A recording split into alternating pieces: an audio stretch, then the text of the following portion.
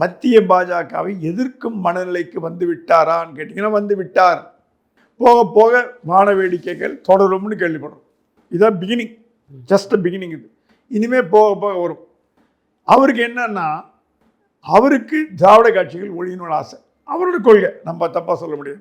அதிமுக கூட்டு வச்சு அவருக்கு பிடிக்கல. முதல்ல சொன்னாராம், அதிமுக கூட்டு வச்சா போனி ஆகாதுங்க, இப்போ அதிமுக ஒழிச்சிருவீங்க, பிஜேபி ஒழிஞ்சு போட்டுனாங்க. அது இல்லாமல் இவங்களுக்கெல்லாம் சீட் கொடுக்காதேன்னாங்க.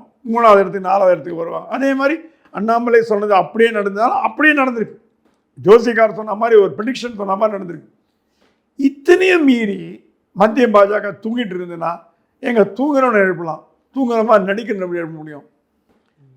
தேர்தல் முடிஞ்சவொடனே நயினார் ராஜினாமா பண்ணி லெட்டரை கொடுத்தாராம், இருங்க கண்டினியூ பண்ணுங்க புதிய தலைவர் போகிற வரைக்கும். நாங்களும் 2 மாதம் ஆச்சு. ஏங்க மத்திய பாஜக தலைவரே போடுறதுக்கு 3 வருஷம் எடுத்த கட்சிங்கிறது ஒரு மாநிலத்தை, அதுவும் தமிழ்நாடே கேரே பண்ணுறதில்லை.